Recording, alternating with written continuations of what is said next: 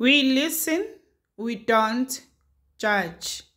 We listen with no judgment.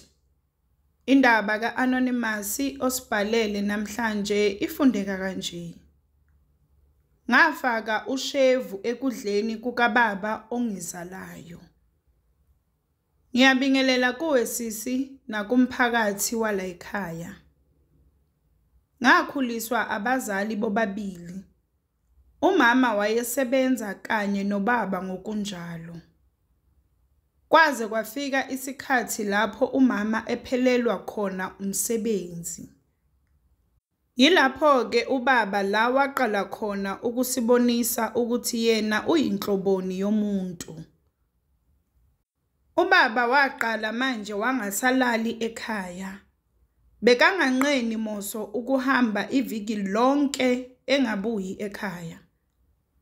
Lapho uhambe kanjena usishiye singenakho ngisho ukudla endlini. Bekuthi uma inyanga iphelile, wayenika umama imali enganeli ngisho izidingo zasendlini nokukhokha ischool fees sami. Wayethi umama uma emtshela ukuthi le mali incane, wayemthuka ubaba amtshele ukuthi imali yakhe le akekho umuntu ozomlawula. Sathi sisabheke lokho, waqala manje ubaba wabeka umama isandla. Wayenokumshaya moso kuze kulamule omakhelwane. Ubengafuni-ke ukumvulela icala umama ngoba ethi uzophelelwa umsebenzi. Bengithi uma ngimtshela ukuthi mama asambe simshiye lo muntu, wayevele ethi sizoyapi. Vele ke i-background kamama yayingeyinhle neze. Ubebuya emndenini ohlwempu ngenye indlela. Kiba kwakhe ke ubaba wayesatshwa futhi esikhathini esiningi sasiya uma kuvele isifo kuphela. Nakhona wayetshelwa kahle umama ukuthi angalinge akhulume ngezindaba zasekhaya.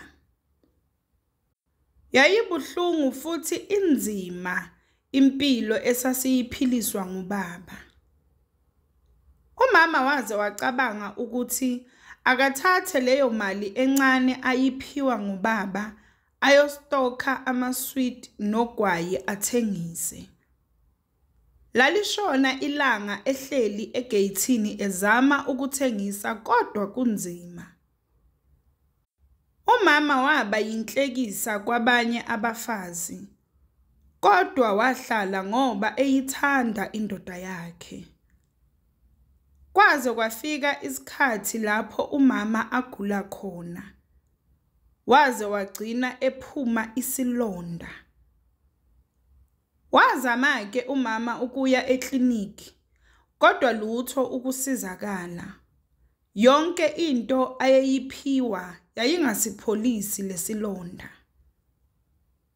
Waze wathathwa ngomunye umama wamhambisa kwelinye nje isonto elisebenza ngomoya.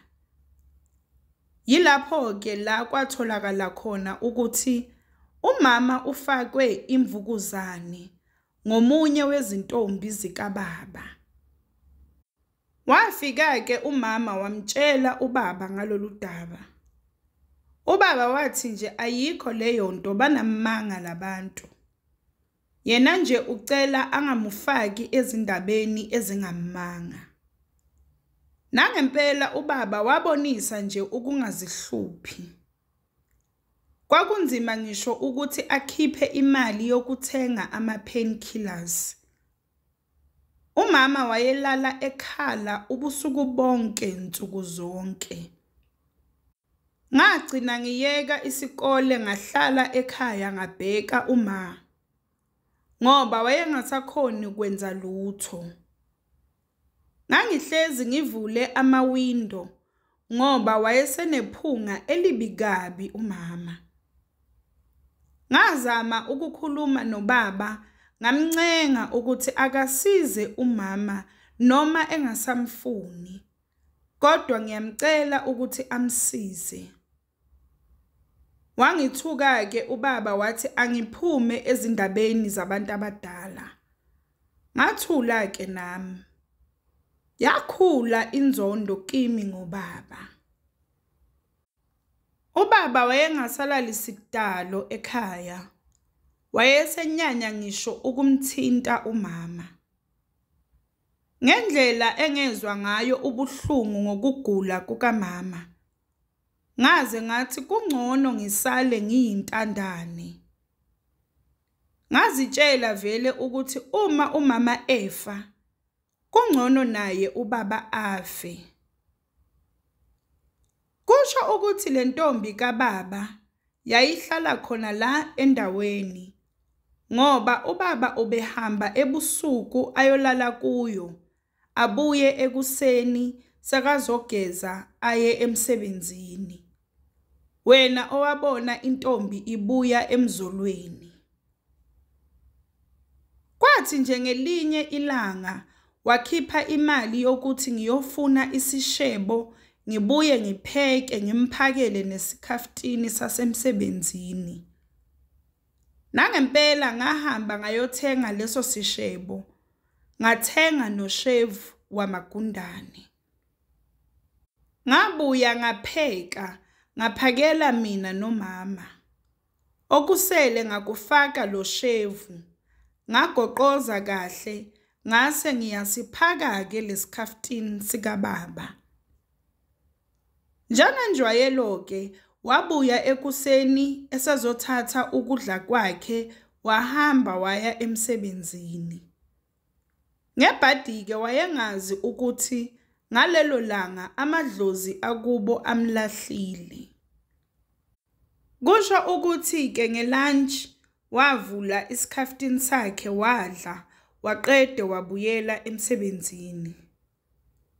Uthe nje esezoshayisa wakhala ngesisu. Bathi wayejuluke amanzi nte emzimbeni.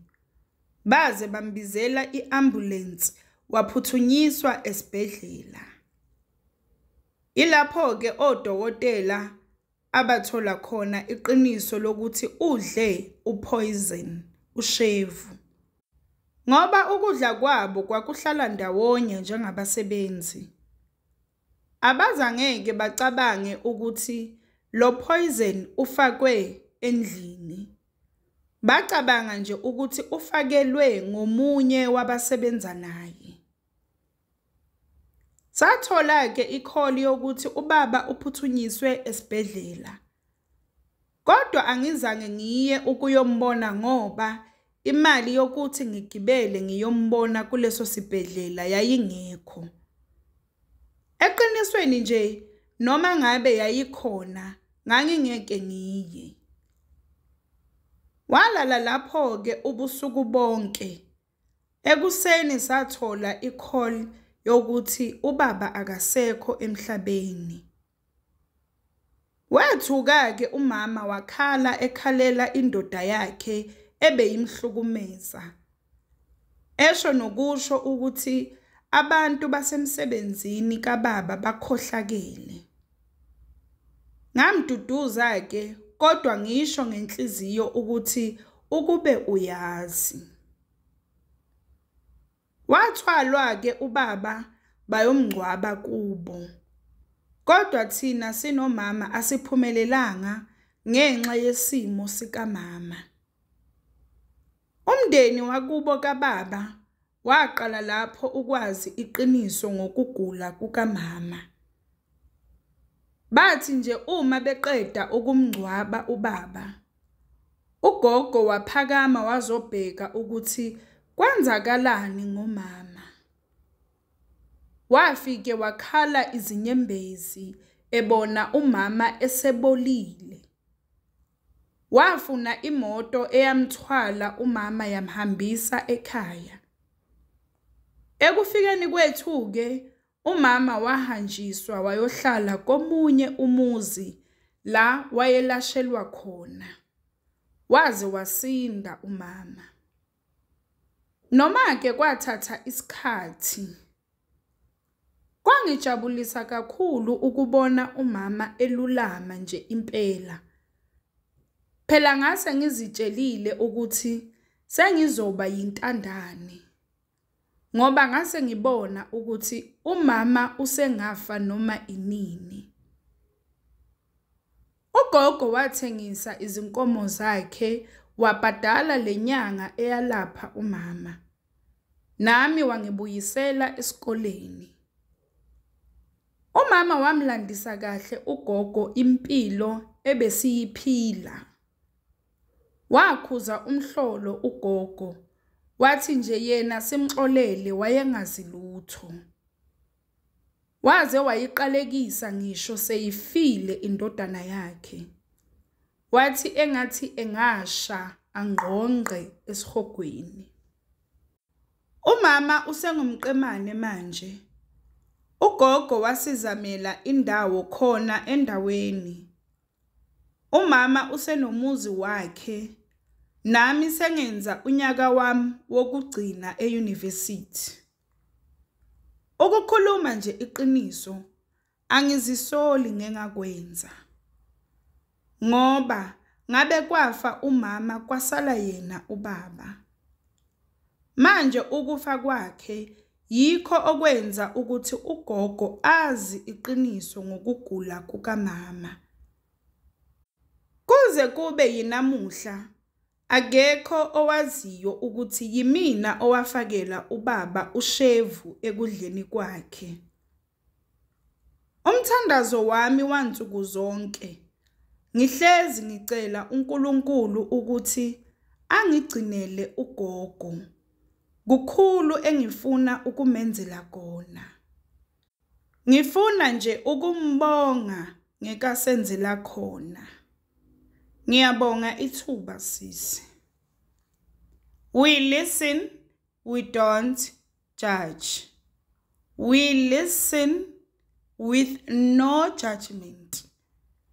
Sacela usitshele ukuthi uqabangani ngendaba ka-Anonymous osibhalele namhlanje lapha ku-comment section.